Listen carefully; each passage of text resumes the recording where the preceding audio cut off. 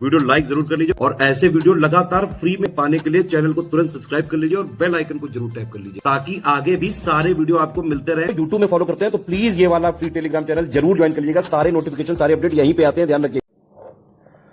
नमस्कार साथियों, स्वागत है आप सभी का स्टडी फॉर सिविल सर्विसेज में। ये है हमारी वर्ल्ड ज्योग्राफी क्लास और आज की इस क्लास में हम चर्चा करेंगे वर्ल्ड ज्योग्राफी के एक इम्पॉर्टेंट टॉपिक जिसका नाम है वायुदाब यानी एयर प्रेशर। तो एयर प्रेशर के बारे में आज हम बातचीत करेंगे, देखते हैं इसको। चलिए बिना किसी देरी के शुरू करते हैं।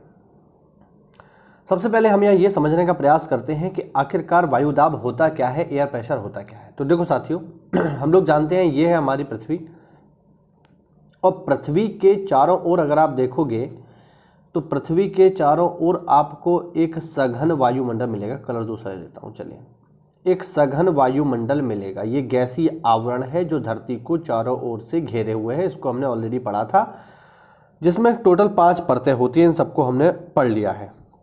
अब ये जो गैसें हैं, ये जो हमारा वायुमंडल है, इन गैसों का भी तो कुछ वजन है। अभी ऑब्वियस बात है, भले हम अगर एक अणु का वजन देखेंगे तो वो बहुत कम होगा, लेकिन ये इतनी अधिक मात्रा में है कि इन गैसों का भी अपना वजन है। ठीक है। अब ये जो वजन है ये ग्रेविटी की वजह से धरती पर लग रहा है।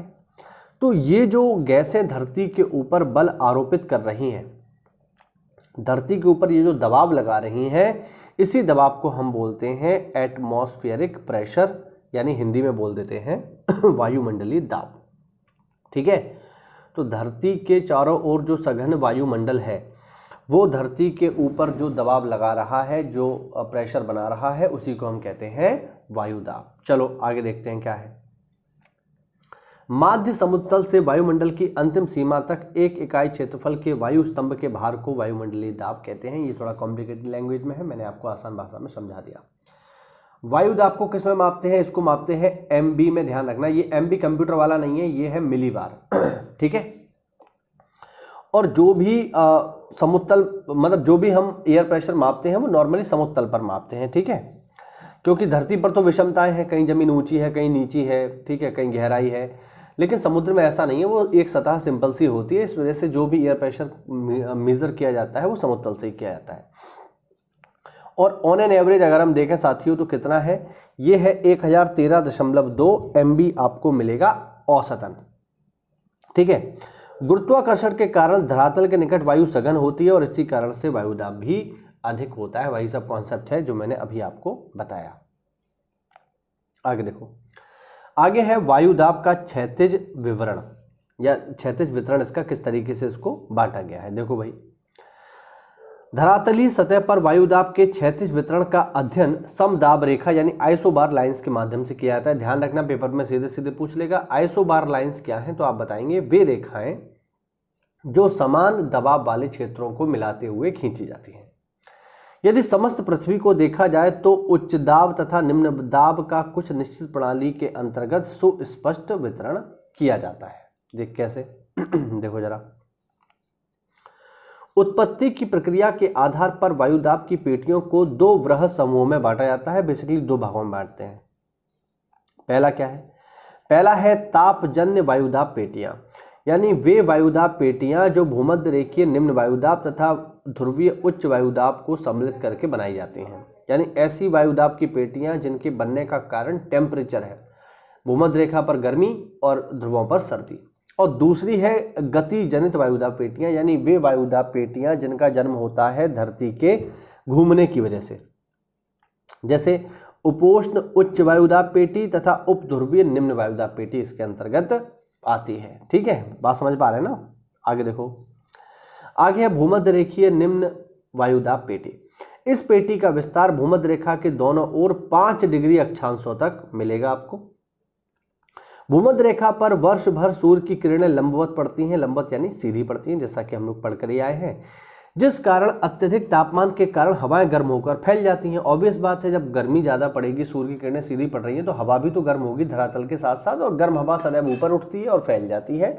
इस वजह से वहाँ पर जब वायु ही नहीं है, भाई आप ही बताइए, जब वायु गर्म होकर ऊपर ही चली गई तो क्या यहाँ पर वायु बची? नहीं, जो भी वायु थी वो गर्म होकर ऊपर चली गई। तो जब वायु यहाँ है ही नहीं तो वायु का दबाव भी होगा कि नहीं होगा? जब वायु ही नहीं है तो वायु दाब भी नहीं होगा। अब ऐसा नहीं है कि बिल्कुल नहीं होगा, लेकिन वायु कम है तो उसके देखते हुए वायु दाब भी कम होगा।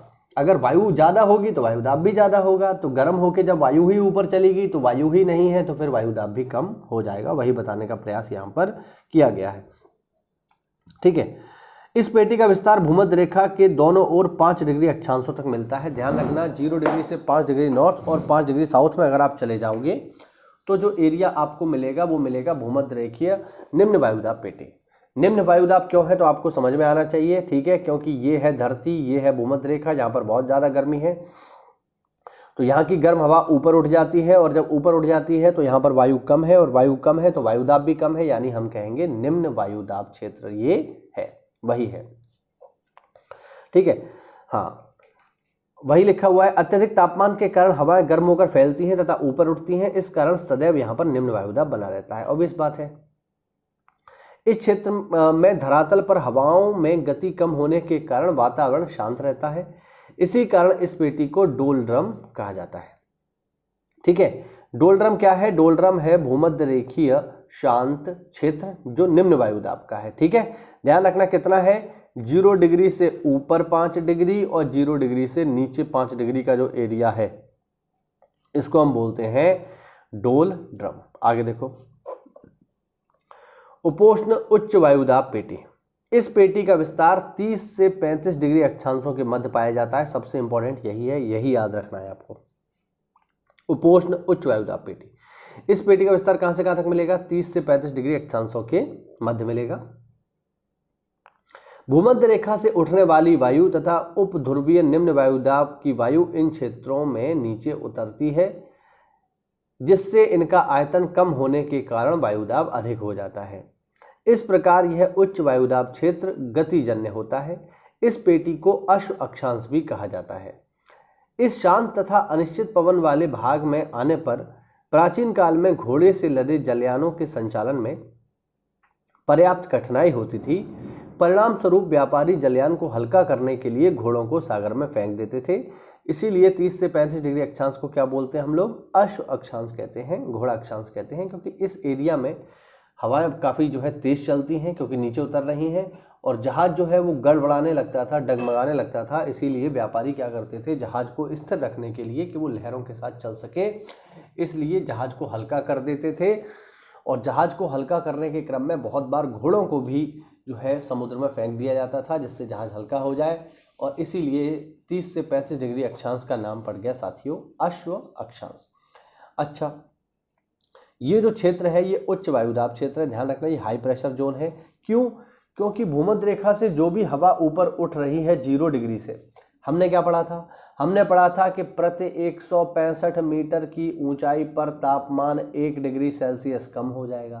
तो जैसे जैसे भूमध्य रेखा से उठने वाली हवा ऊपर जाएगी, क्योंकि भूमध्य रेखा पे तो गर्मी है, जैसे जैसे वो ऊपर जाएगी वैसे वैसे प्रति 165 मीटर पर तापमान कम होगा, नहीं होगा? और जब काफ़ी ऊपर पहुंच जाएगी, ठीक है, क्षोभ मंडल में, तो वायुमंडल में काफ़ी ऊपर जाने पे तापमान बहुत कम हो जाएगा। बहुत कम होने से जो गर्म हवा थी वो ठंडी हो जाएगी, और हम लोग जानते हैं गर्म हवा उठती है ऊपर और ठंडी हवा उतरती है नीचे। तो ये जो ठंडी हवा है ये नीचे उतरेगी, लेकिन भूमध्य रेखा पर नहीं उतरेगी, क्योंकि वहाँ पर तो बहुत ज़्यादा गर्मी है। ये थोड़ा सा ऊपर की ओर उतरेगी या फिर भूमध्य रेखा से अलग हट के जाएगी। तो कहाँ पर जाएगी? 35 डिग्री अक्षांश के आसपास जाएगी। इसीलिए यहाँ पर जो हवा ठंडी होकर नीचे उतर रही है, इसी क्षेत्र में उतर रही है, और जब हवा नीचे उतर रही है मतलब हवा ज़्यादा है, और हवा ज़्यादा है तो फिर वायुदाब भी ज़्यादा होगा। इस चीज़ को आप लोग समझ लीजिए। ठीक है, तो उम्मीद करता हूँ ये आपको समझ में आया होगा। ठीक है, छोटे छोटे वीडियो लेक्चर के माध्यम से हम इस पूरे टॉपिक को कवर कर लेंगे। उम्मीद करता हूँ कि इस वीडियो में आपको नई जानकारी मिली होगी। तो ऐसा है तो वीडियो को लाइक करिए, चैनल को सब्सक्राइब करिए। मिलते हैं अगली क्लास में, तब तक के लिए जय हिंद, जय भारत, वंदे मातरम।